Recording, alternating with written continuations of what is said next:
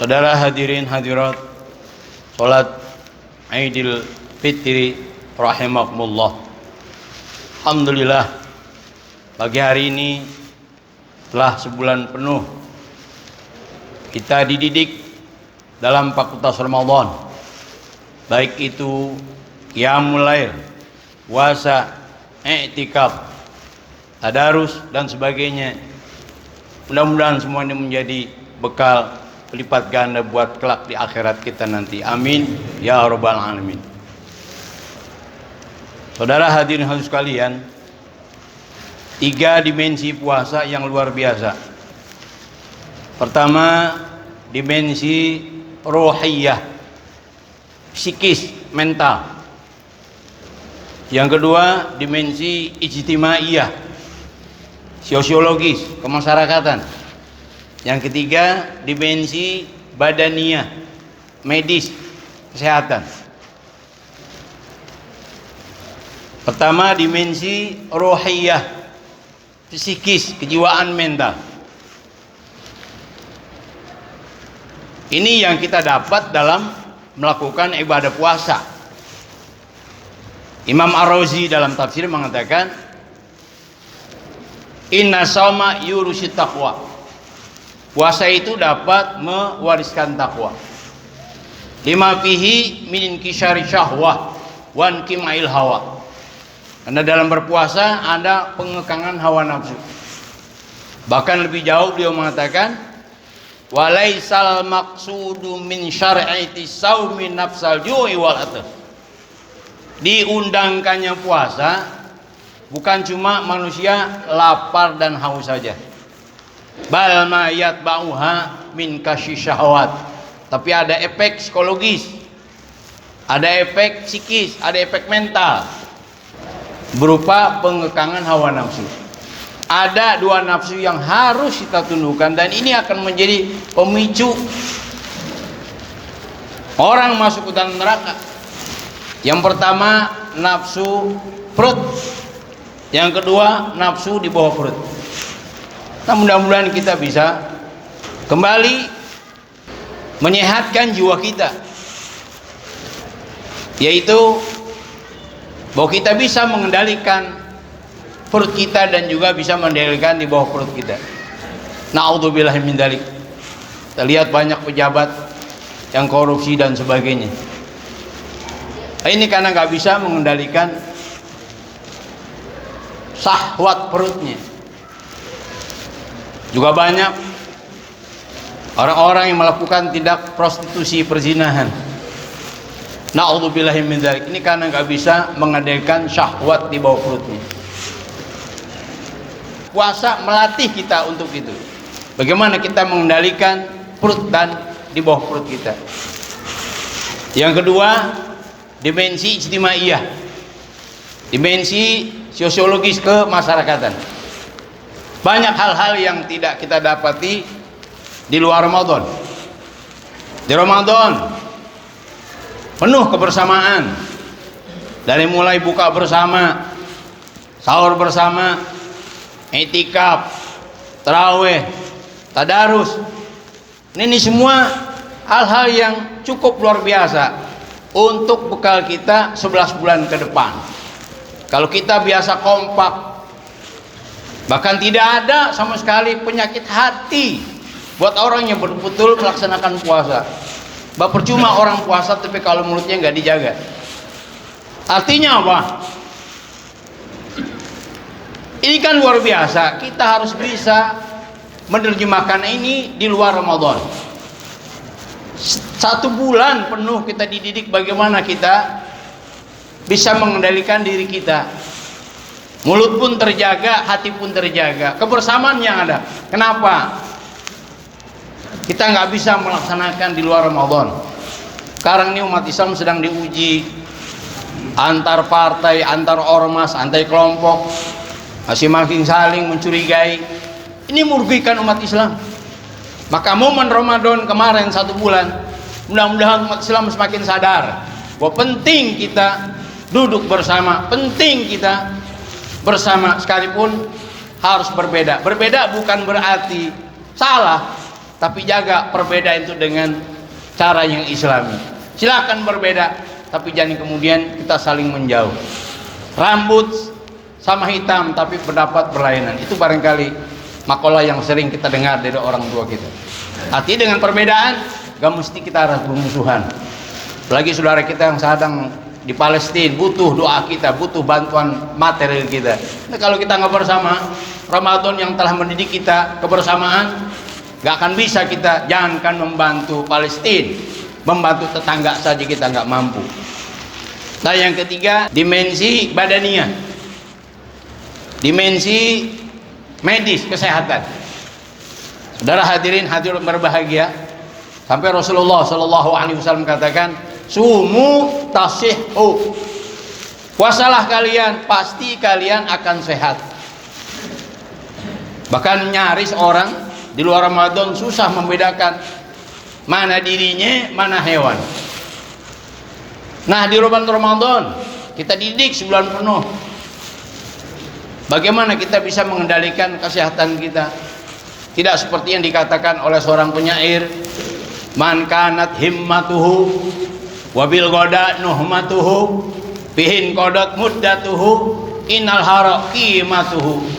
Siapa orang yang cita-citanya kepengen makan melulu, maka umurnya habis begitu saja.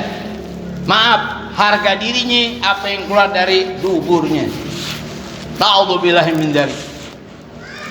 Nah, itu yang kita bisa rasakan Ramadan kemarin. 3 dimensi itu mudah-mudahan bisa kita terjemahkan di luar Ramadan 11 bulan ke depan. Kemudian yang kedua, ritual zakat fitrah atau zakat secara umum. Saudara hadirin luar biasa. Zakat itu dari segi bahasanya saja sudah menjanjikan hal yang luar biasa. Ulama mengatakan zakat di mana toba baik. Orang yang zakat hartanya akan menjadi baik. Zada bertambah. Orang yang zakat hartanya akan bertambah. Ada zakat di mana nama berkembang. Orang yang zakat hartanya akan berkembang. Ada juga yang mengatakan toba baik. Orang yang zakat hartanya akan baik. Bahkan ada yang mengatakan zakat di mana barokah, berkah. Orang yang zakat hartanya akan berkah.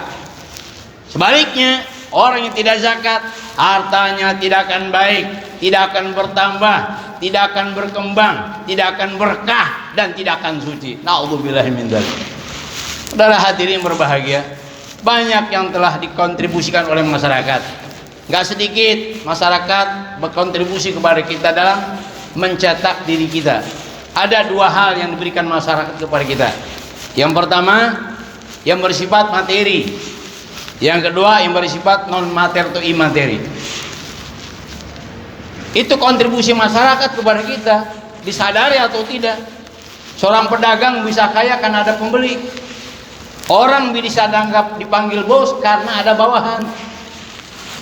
Orang bisa kaya karena ada orang miskin. Lupa kita kadang-kadang sama orang yang telah memperkaya diri kita. Makanya jangan sampai kita lupa. Orang seorang pedagang bisa kaya karena ada pembeli. Kalau nggak ada pembeli nggak akan jadi kaya dia.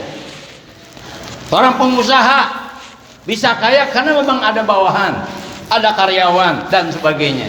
Makanya wajar kalau kemudian sedikit kita kembalikan kepada mereka 2,5% atau 5% atau 10%, tergantung model zakatnya. Yang kedua, imateri.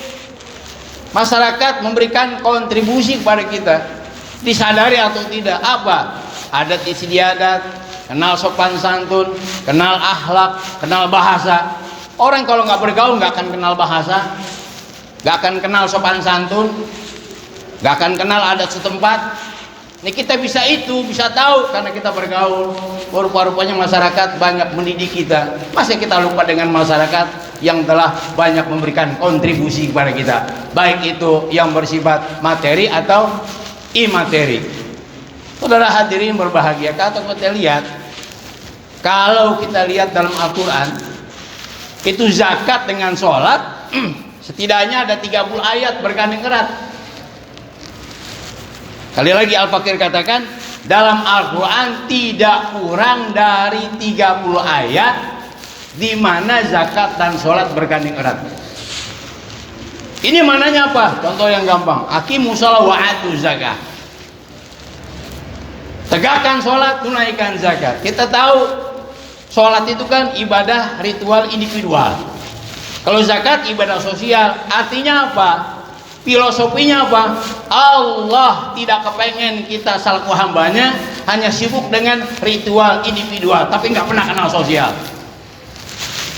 Makanya banyak ulama mengatakan, man sholla wa lam yuzaki la sholatalah. Siapa orang yang sholat tapi tidak zakat, maka sholatnya percuma, nggak ada katanya. Dulu ada seorang sahabat Nabi namanya Ibnu Abbas radhiyallahu anhu. Dia punya statement, man sholla wa lam yuzaki lam yuqbal minhu. Itu statementnya Ibnu Abbas radhiyallahu anhu. Siapa yang sholat tapi nggak mau berzakat, maka nggak diterima orang itu. Lagi ngomong kayak begitu, tiba-tiba ada sahabatnya dengar, ittaqillah ya Ibnu Abbas. Ya Ibnu Abbas, takwalah kau kepada Allah. Karena Ibnu Abbas mengatakan, orang yang sholat dan tidak zakat, maka tidak akan diterima. Dan nanti ketika ruhnya sampai di tenggorokan, dia minta dikembalikan. Itu statementnya Ibnu Abbas. Yas'alu raji'ata indal maut. Ya, ulangi statementnya nih biar kita ingat. Man shalla wa lam yuzaki lam yuqbal minhu.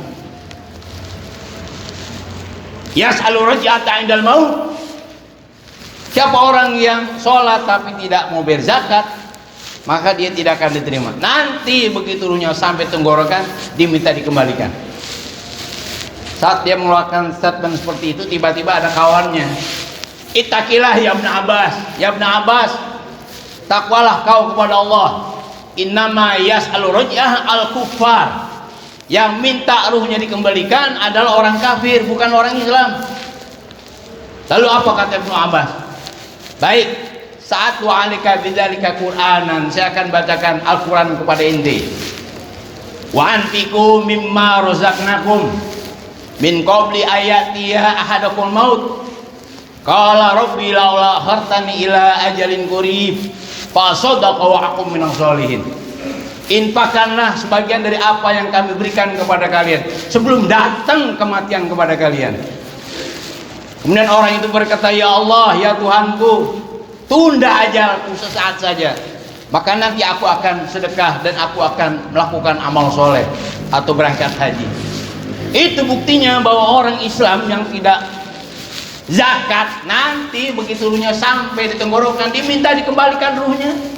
Andaikan Allah kasih waktu 5 menit, dia akan tukang langgang lari ke rumahnya, semua hartanya dihabisin, dilemparin, karena gak ada waktu buat ngebagi-bagi. Itu Ibnu Abbas statementnya, bukan cuma orang kafir yang ajalnya minta dikembalikan, termasuk kaum muslimin. Nah, hadirin berbahagia, itu luar biasa zakat. Itulah dimensi zakat. Itulah diantara yang kita kerjakan di bulan Ramadan. Dan yang terakhir, sesuai dengan Al-Quran, walitukmilul iddata walitukabbirullaha ala ma hadakum la'allakum tashkurun. Agar kalian menyempurnakan bilangan hari, kemudian kalian besarkan Allah. Tadi malam kita bertakbir sampai menjelang khotib naik mimbar, karena perintah Allah Subhanahu wa taala. Ujungnya apa? La'allakum tashkurun, agar kalian bersyukur pada Allah Subhanahu wa taala. Nah hadirin, di saat kita bersyukur, apa yang kita harus lakukan? Saudara hadirin, gak ada lain. Ada sebuah hadis yang menyatakan al-muslimu man salimal muslimuna min lisani wa yadi. Orang Islam yang baik itu adalah di mana orang Islam yang lain selamat dari lidah dan tangannya. Punya lidah nggak sekate-katenya, atau orang Betawi bilang, punya tangan nggak segampar-gamparnya katanya. Ini luar biasa. Nah, kita hidup bermasyarakat ini kan seperti piring di rak piring. Ada aja yang beradu, tapi nggak ada yang paling baik momen hari ini. Kalau ayat mengatakan wa'afu wasfahu, berilah maaf kepada mereka, wasfahu, dan bikin lembaran baru. Atau ayat yang mengatakan wa'fu wastaghfir lahum. Berilah mereka maaf dan juga mintalah ampunan buat mereka. Jadi 3, wa'fu wasfah wastaghfir. Berikan maaf, bikin lembar baru, dan minta ampun buat mereka. Saudara, apa bedanya antara maaf dengan lembaran baru? Kalau wa'fu, barangkali kalau anak kecil suka nulis kemudian salah di tip X, tapi masih ada kelihatan. Tapi kalau wasfah itu lembaran baru. Al-Quran menghendaki kita bukan cuma menghapus kesalahan orang, anggap nggak ada, bahkan lebih hebat lagi, wastaghfir lahum, mintakan ampun buat mereka. Kan luar biasa. Ajaran siapa yang kayak begini? Bukan kalau bukan ajaran Islam. Kita disuruh minta apa? Maafkan saudara kita, bikin lembaran baru, kemudian mintakan ampun buat mereka. Saudara hadirin berbahagia, apalagi kepada orang tua. Di zaman Rasulullah Shallallahu Alaihi Wasallam ada orang kepengen, ya Rasulullah, ini uridul jihad. Ya Rasul, aku kepengen jihad. Kata Rasulullah apa? Ahayun walidak. Apakah orang tuamu masih hidup? Ya Rasulullah, orang tua saya masih hidup. Papihima pajahid. Maka kepada keduanya lah kau berbakti. Mungkin Rasulullah tahu nih orang baktinya kurang sama orang tua, tapi sudah mengajukan diri untuk jihad di jalan Allah. Abdul ente bakti kepada kedua orang tua daripada jihad. Luar biasa. Saudara hadirin, Uwais Al-Qarani, siapa yang nggak kenal Uwais Al-Qarani? Selebriti langit, orang nggak kenal dia. Tapi waktu beliau meninggal, banyak yang mengantarkan jenazahnya, masyarakat nggak tahu. Berpakaian berbaju putih. Ketika digotong jenazahnya, masyarakat nggak kenal siapa tuh yang mereka yang gotong. Ketika jenazahnya dikebumikan, diangkat ke liang lahat, banyak masyarakat nggak tahu nih siapa. Masyarakat banyak yang berbaju putih. Saudara, kalau menurut satu riwayat itu yang mandiin, yang nyolatin, yang gotongin, yang meletakkan jasadnya di tiang lahat adalah para malaikat. Lalu apa amalnya? Sederhana, bakti kepada ibunya. Suatu ketika ibunya, ya Uwais, aku pengen berangkat haji. Nah Uwais ini bagaimana? Punya biaya, dikerjain cuma mencari kayu bakar. Tapi nggak kehabisan akal, dari hasil menjual kayu bakar dibeli anak sapi. Tuh anak sapi tiap hari dia bawa ke bukit. Tiap hari dibawa ke bukit sampai tuh anak sapi badannya besar. Begitu sudah merasa besar dan badannya sudah cukup atletis, baru kemudian pada waktunya ibunya diajak berangkat haji. Bu, ayo berangkat haji sama saya. Ibunya tahu dari mana kau punya uang. Apa yang terjadi? Ibunya digendong dari Yaman ke Mekah. Berapa ratus kilometer itu. Ibunya tawaf digendong.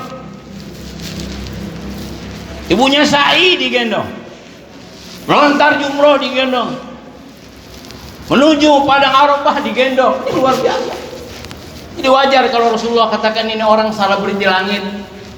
Di bumi nggak dikenal sama orang, tapi ramai di langit dibicarakan oleh malaikat. Kenapa? Aman cuma satu, bakti kepada orang tuanya. Bahkan pernah satu ketika dia kepengen jumpa Rasulullah di Madinah. Kata ibunya, udahlah nak, berangkat sana ke Madinah, jangan pikirkan aku yang sakit. Berangkat dengan izin orang tuanya ke Madinah. Tapi sampai di Madinah rupanya Rasulullah nggak ada. Dia cuma ketemu Aisyah radhiyallahu anha, istri Rasulullah sallallahu alaihi wasallam. Kemana Rasulullah? Rasul sedang berangkat. Di kepikiran ibunya. Akhirnya apa? Salam sama Rasulullah. Aku nggak sempat nemuin karena ibuku sedang sakit. Pulang dari Madinah ke Yaman jalan kaki. Luar biasa hadirin. Manusia bejat kalau sampai dia lupa sama kebaikan kedua orang tua. Mudah-mudahan kita tercatat orang-orang yang bakti kepada orang tua. Amin ya rabbal alamin. Barangkali inilah khutbah singkat yang dapat Al-Fakir sampaikan. Allahu Akbar, Allahu Akbar, Allahu Akbar, walillahil hamd. Barakallahu li wa lakum fil Qur'anil azim. Wa nafa'ani wa iyyakum bima fi minal ayati wa dzikril hakim. Wa taqabbala minni wa minkum tilawatahu innahu wasamiul alim. Aqulu qawli hadza wa astaghfirullahaladzim li wa lakum wa lisairil muslimina wal muslimat wal mu'minina wal mu'minat fastaghfiruhu innahu wal ghafurur rahim.